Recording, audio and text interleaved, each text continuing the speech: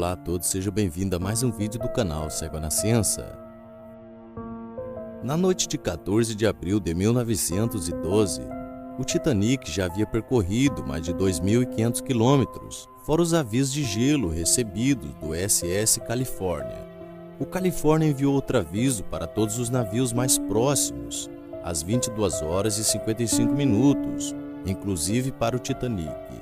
Jack Phillips pediu para o operador de rádio da outra embarcação parar de falar, para que ele pudesse continuar enviando mensagem dos passageiros do Titanic para o continente. Logo depois disso, o operador de rádio do Califórnia desligou seus equipamentos e foi dormir, já que não era de costume manter os operadores de rádio trabalhando durante a noite.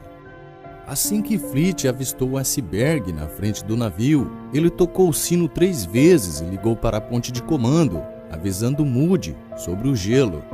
O sexto oficial repassou o aviso para Murdoch, que por vez ordenou uma parada total das máquinas, e que Hitchens virasse a embarcação para bombordo, mas houve um atraso antes que quaisquer das ordens pudessem entrar em efeito.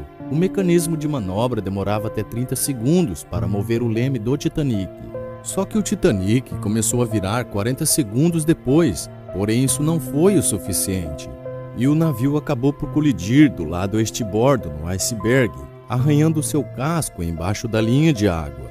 Assim que o navio se chocou com o iceberg, pedaços de gelo caíam sobre os conveses dianteiros. Murdoch ordenou uma virada para estibordo, a fim de mudar o curso da popa, para que dessa forma evitasse que o gelo danificasse toda a extensão do navio. Ele também pediu que fechasse de imediato as comportas e estanques, para conter a água. O capitão Smith estava em sua cabine no momento da colisão, porém ele sentiu uma vibração no navio e foi para a ponte de comando, onde Murdoch lhe informou sobre o ocorrido. O capitão Smith ordenou que todas as máquinas fossem desligadas e mandou chamar Thomas Andrew a fim de investigar as avarias. O iceberg entortou as placas de aço do casco e arrancou os rebites, danificando vários compartimentos do Titanic. Minutos depois, após a colisão, o navio já estava começando a inclinar. Apenas o capitão Smith e Andrews foram para os conveses inferiores investigar os danos. Chegando ao depósito de carga, salas de correio, a quadra de squash, viram eles que estavam todas inundadas, enquanto a sala das caldeiras número 6 já tinham mais de 4 metros de água e a sala número 5 também já estava começando a ser inundada. Estimam-se aproximadamente que 7 toneladas de água estavam entrando no navio por segundo, 15 vezes mais do que as bombas eram capazes de expedir. Em apenas 45 minutos, mais de 13 mil toneladas de água já tinha entrado na embarcação. Andrews logo percebeu que o Titanic estava condenado. Ele e Smith voltaram para a ponte de comando, onde o engenheiro afirmou aos oficiais sobre a situação e aconselhou o lançamento imediato dos botes salva-vidas.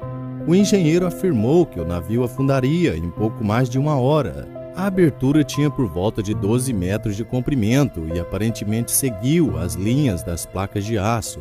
As placas da parte central do navio eram mantidas unidas por 3 fileiras de rebite feito em aço de carbono. Porém, as placas da proa e da popa ficaram presas por 2 linhas de rebites feito em ferro forjado, que segundo os especialistas já estavam no limite de tensão antes mesmo da colisão. Os comissários no salão de jantar da primeira classe haviam sentido um tremor. Na hora eles pensaram que o tremor tinha sido causado pela quebra de uma das hélices do navio. Muitos passageiros da primeira e segunda classe sentiram a batida e o tremor, porém não sabiam o que estava passando. Passageiros da terceira classe, perto do local da colisão, sentiram o impacto da batida, bem mais diferente. O código Morse foi enviado pelos operadores de rádio do Titanic como pedido de socorro. Às 0 horas e 5 minutos já do dia 15 de abril, o capitão Smith deu ordem para que os botes salva-vidas fossem preparados e que os passageiros fossem acordados. O capitão Smith também ordenou a Phillips e Bride que começassem a enviar pedidos de socorro e direcionassem os navios de resgate para uma posição de 21 quilômetros distante de onde o Titanic realmente estava. Os comissários de bordo logo foram bater de porta em porta chamando os passageiros e pedindo para que eles fossem para os convéis dos botes. Os comissários da primeira classe cuidavam cada um apenas de algumas cabines, então eles podiam ajudar os passageiros a se vestirem e irem para os convéis.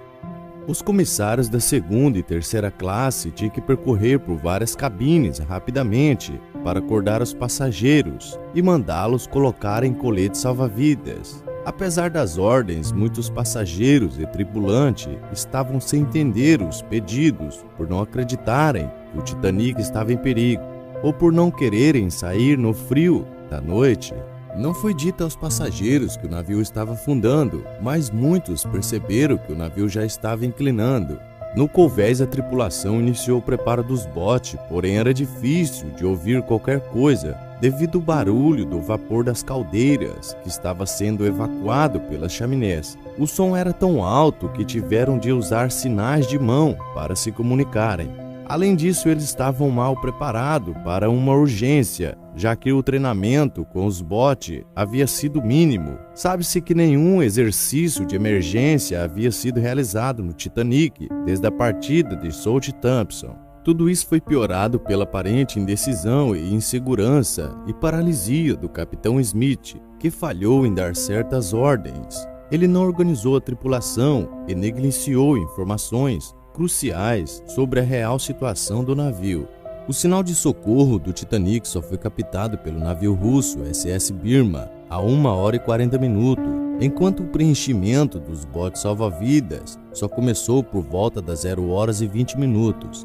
O segundo oficial Lightoller se dirigiu ao capitão Smith e sugeriu que a evacuação fosse iniciada com mulheres e crianças.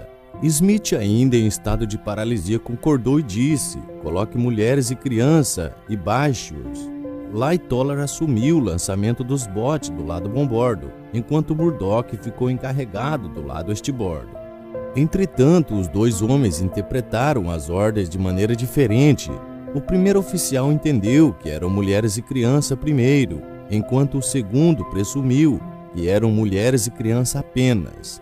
Dessa forma, Lightoller lançava os seus botes caso não houvesse nenhuma mulher por perto para embarcar, enquanto Murdoch por vez permitia a entrada de homens, depois de embarcada todas as mulheres e crianças. Nenhum dos dois sabia a capacidade exata dos botes e temeram suportá-los. Assim, vários botes foram abaixados com menos da metade de sua capacidade total. Eles eram em sua enorme maioria membros da primeira classe. Smith sabia a necessidade de urgência de evacuação e correu pelo lado estibordo do convés superior, pedindo para as pessoas embarcarem. Algumas mulheres, casais e homens solteiros foram persuadidos a embarcar no número 7, que foi o primeiro a ser lançado ao mar por volta das 0h45, com apenas 28 pessoas.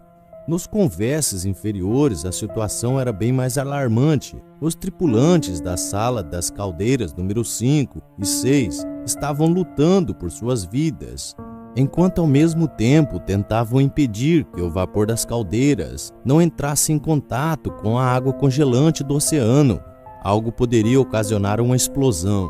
A sala da caldeira número 4 começou a ser inundada por volta das 1h20, inicialmente pelo chão, indicando que o iceberg possivelmente também danificou a parte inferior do casco. Mas para a popa, o engenheiro-chefe Bell e seus colegas continuaram trabalhando nos geradores elétricos do navio, a fim de manter as luzes e rádios funcionando. Eles aparentemente permaneceram em seus postos até o fim, garantindo que o Titanic permanecesse iluminado até os seus minutos finais. No convés superior, o lançamento dos botes continuou com o número 6, a 0h55, também com apenas 28 pessoas. Os barcos continuaram a serem baixados em intervalos de alguns minutos em ambos os lados, porém a grande maioria estavam sem lotação total. O número 5 tinha 41 pessoas, o número 3 foi com 32, o número 8 foi com 39, o número 1 foi apenas com 12 pessoas, com a capacidade total de 40 pessoas. A evacuação não ocorreu calmamente e alguns passageiros até se feriram. A descida dos botes era muito perigosa. O número 6 quase foi inundado pelas águas que saía do navio. A situação ficou tensa para os passageiros por volta da 1h20, quando muitos homens começaram a se despedir e levar a sua esposa para os botes. Fogos de artifício e sinalizadores eram disparados periodicamente para tentar atrair a atenção de algum navio por perto. Enquanto os operadores de rádio continuavam a mandar pedidos de socorro, várias embarcações responderam os chamados do Titanic, incluindo seu irmão Olympic. Porém, o mais perto era o RMS Carpathia, que estava a 93 quilômetros de distância. Até então, a grande maioria dos passageiros que tinham conseguido embarcar nos botes eram da primeira e da segunda classe. Muito poucas pessoas da terceira classe tinham conseguido chegar até o convés superior, com a maioria se perdendo nos labirintos e corredores, ou ficando preso atrás de grades que cercavam as acomodações da terceira classe, da primeira e segunda classe. Aparentemente, ou pelo menos em alguns lugares, a tripulação do Titanic impediu que os passageiros da terceira classe escapassem, com barreiras trancadas e vigiadas por tripulantes, a fim de impedir que as pessoas corressem para os botes. Aproximadamente a 1h30, a inclinação do Titanic já estava aumentando. Os botes restantes foram preenchidos rapidamente e com uma lotação mais próxima da capacidade total.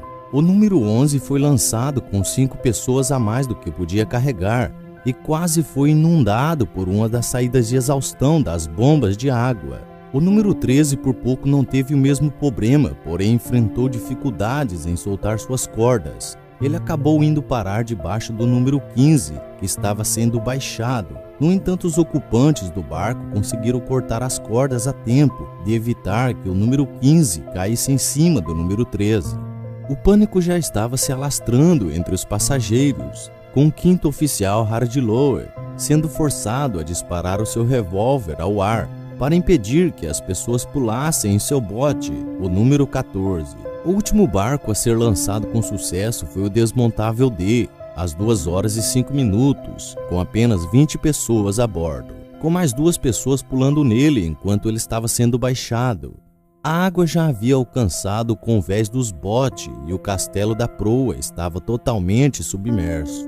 Smith fez a última inspeção pelo convés e libertou Bride e Phillips de suas funções e anunciou à tripulação, dizendo: agora é cada um por si.